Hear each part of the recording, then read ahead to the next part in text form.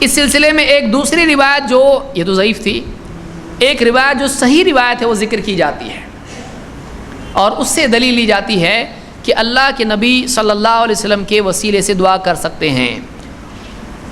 اس حدیث کو حدیث ضریر کہا جاتا ہے۔ ضریر نابینا، اندھا، ایک صحابی جو نابینا تھے، نہیں دیکھ سکتے تھے، بینائی نہیں تھی، ان کی حدیث اس سلسلے میں دلیل بنائی جاتی ہے۔ آئیے دیکھتے ہیں وہ حدیث کیا ہے۔ عثمان ابن حنیف صحابی ہیں، کہتے ہیں ان رجلا ضریر البصری اتى النبی صلی اللہ علیہ وسلم، ایک صاحب جو ضریر البصر تھے، نابینا تھے، اندھے تھے، اللہ کے نبی صلی اللہ علیہ وسلم کے پاس آئے۔ فقال ادعو اللہ لی ان یعافینی، کہا کہ اللہ کے رسول میرے لیے آپ اللہ سے دعا کریں کہ اللہ تعالیٰ مجھ کو عافیت دے دے، میرا اندھاپن دور کر دے۔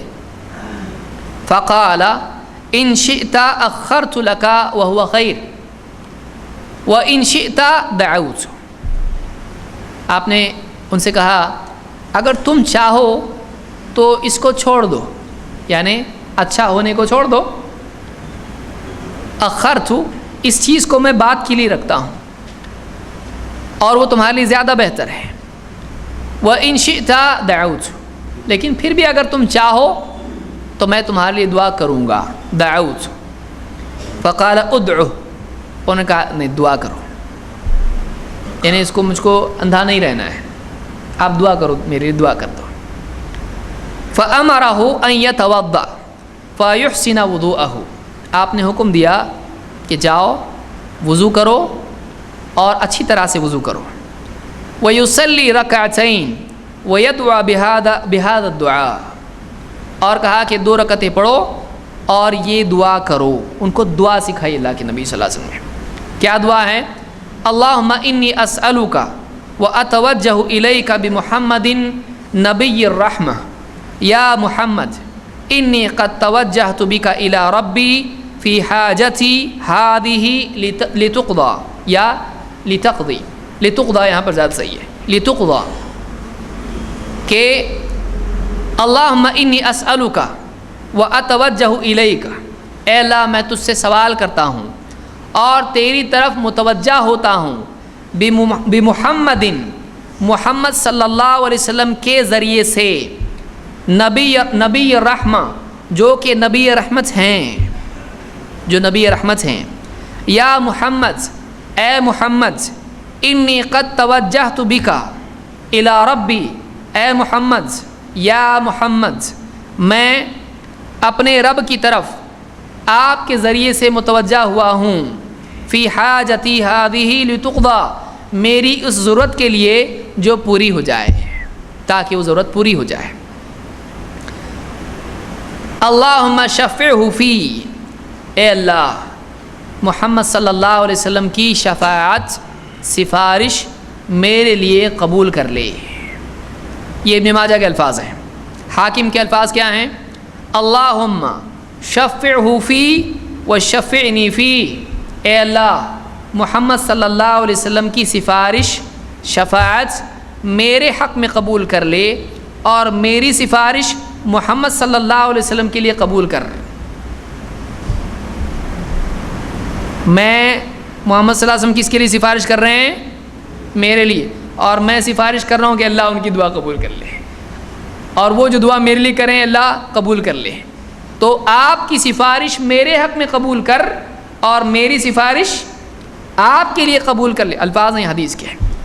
وَاللَّهُمَّ شَفِّعْهُ فِي وَشَفِّعْنِي فِي، حاکم کی دوسرے الفاظ ہیں اللہم شفعہ فی وشفعنی فی نفسی، اے اللہ آپ کی سفارش میرے حق میں قبول کر، اور میری سفارش میرے اس معاملے میں قبول کر لے۔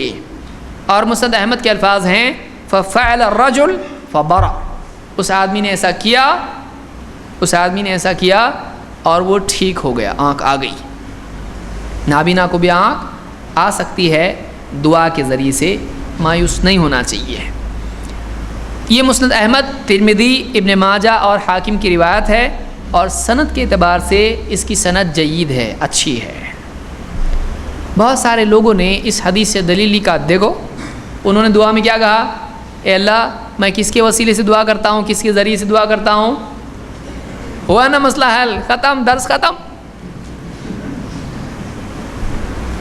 ہم کہتے بلا شبہ ان صحابی نے نہ صرف یہ کہ اللہ کے نبی صلی اللہ علیہ وسلم کے وسیلے سے دعا کی بلکہ آپ کے سکھانے پہ کی، اور بڑی دلیل ہے، میں صحابی کر لے تو بھی دلیل ہے۔ یہ کس نے سکھایا تھا؟ اللہ کے نبی صلی اللہ علیہ وسلم نے، اور نتیجتاً کیا ہوا، ان کی یعنی دعا قبول ہو گئی، آپ صلی اللہ علیہ وسلم کی دعا قبول ہو گئی، وہ اچھے بھی ہو گئے۔ تو کیا اس سے ثابت ہوتا ہے کہ دعاؤں میں آدمی یوں کہے کہ اے اللہ میں نبی صلی اللہ علیہ وسلم کے وسیلے سے دعا کرتا ہوں، کیا اس سے ثابت ہوتا ہے؟ ثابت نہیں ہوتا ہے۔ کیوں نہیں ہوتا؟ آئیے دیکھتے ہیں۔ سب سے پہلی چیز اس حدیث میں یہ ہے کہ دعا کے لیے وہ صحابی اللہ کے نبی صلی اللہ علیہ وسلم کے پاس آئے، گھر پہ بیٹھ کے نہیں کہا اے اللہ میری دعا نبی صلی اللہ علیہ وسلم کے وسیلے سے قبول فرما۔ وہ کہاں آئے؟ اللہ کے نبی صلی اللہ علیہ وسلم کے پاس آئے۔ انہوں نے آپ سے کیا کہا؟ آپ میرے لیے دعا کیجئے کہ اللہ مجھ کو شفا دے۔ تو معلوم ہوا کہ انہوں نے کیا کیا تھا آپ سے، ان کا مطالبہ کیا تھا؟ دعا کا تھا۔ اللہ کے نبی صلی اللہ علیہ وسلم نے ان کو دو چوائس دی تھی، کیا تھی وہ؟ نمبر ایک، تم چاہو تو صبر کرو، یہ زیادہ بہتر ہے، یعنی دعا نہیں۔ اگر تم چاہو تو دوسرا کیا؟ دعا کروں گا، میں تمہارے لیے دعا کروں گا۔ تو دو چیزوں میں سے ایک چننا تھا، پہلا دعا نہیں، دوسرا دعا ہاں۔ انہوں نے کس کو چنا؟ دعا کرو۔ تو معلوم یہ ہوا کہ یہ مسئلہ نبی کریم صلی اللہ علیہ وسلم سے دعا کروانے کا ہے۔ سمجھ میں آ رہی بات؟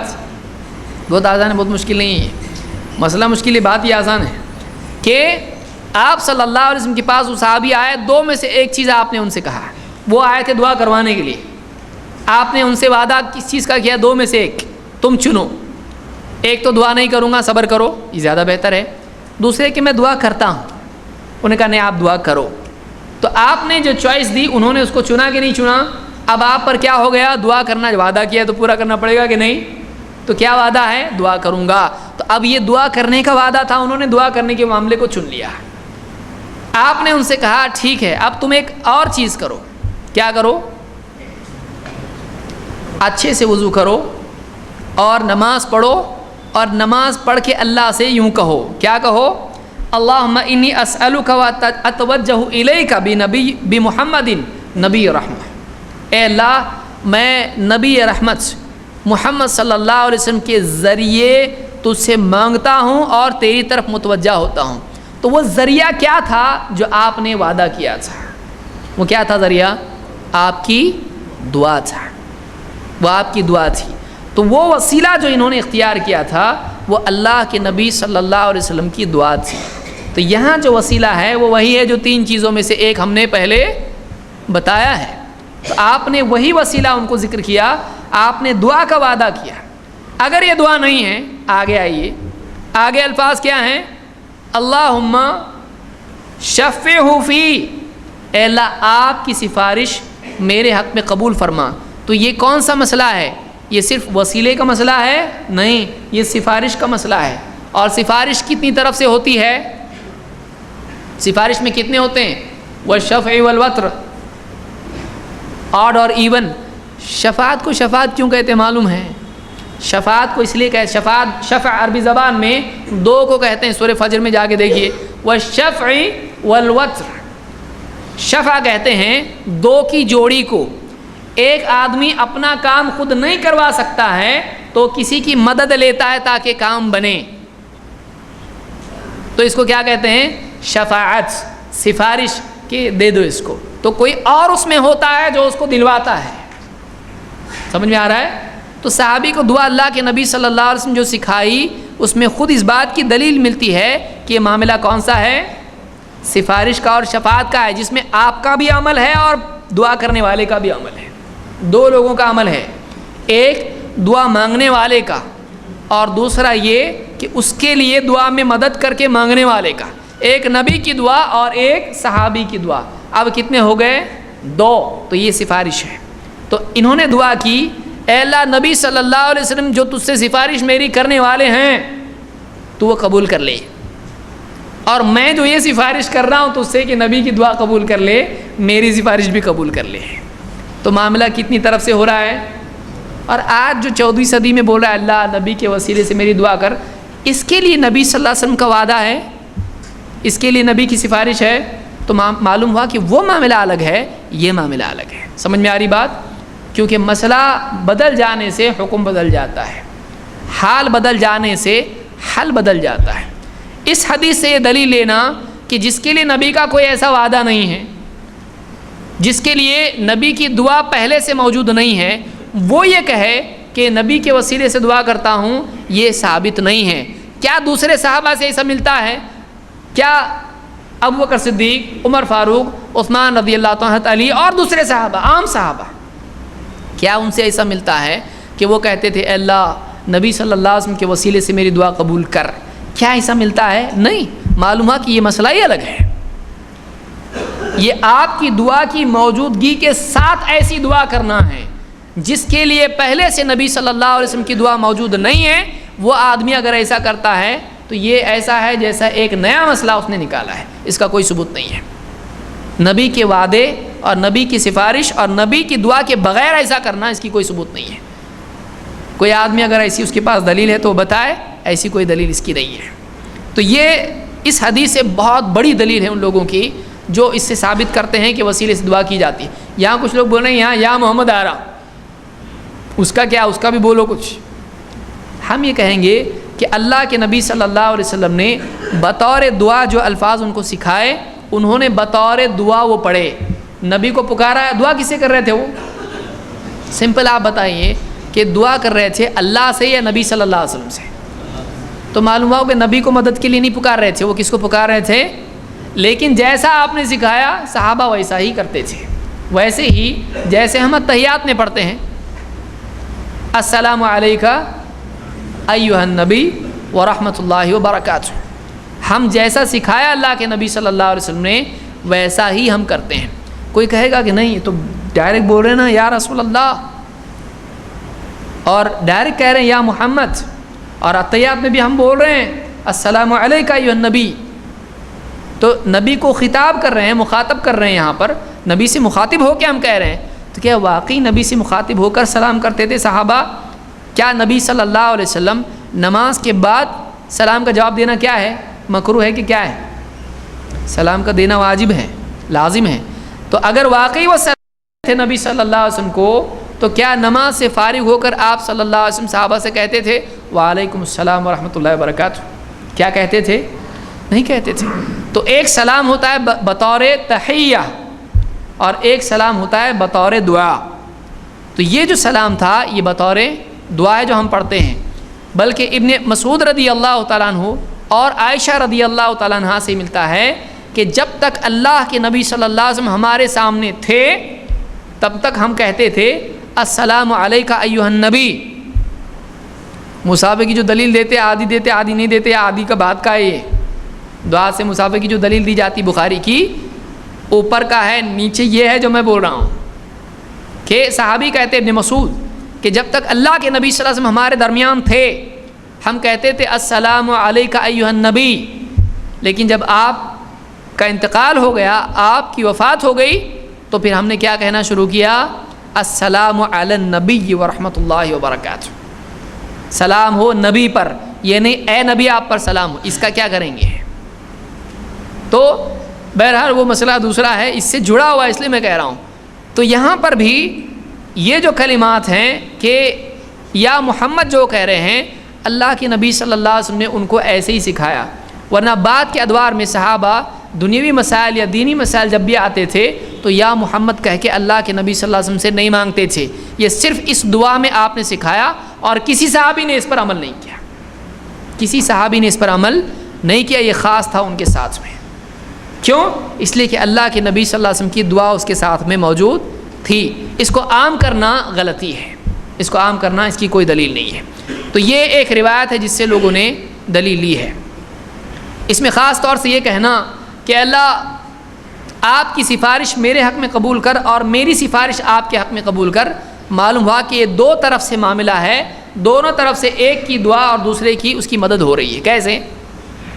ایک صحابی اللہ کے نبی صلی اللہ علیہ وسلم کے پاس رہتے تھے اور رات میں آپ کے وضو کا پانی رکھتے تھے۔ آپ نے ایک دن ان سے پوچھا کہ کیا چاہیے، مانگو۔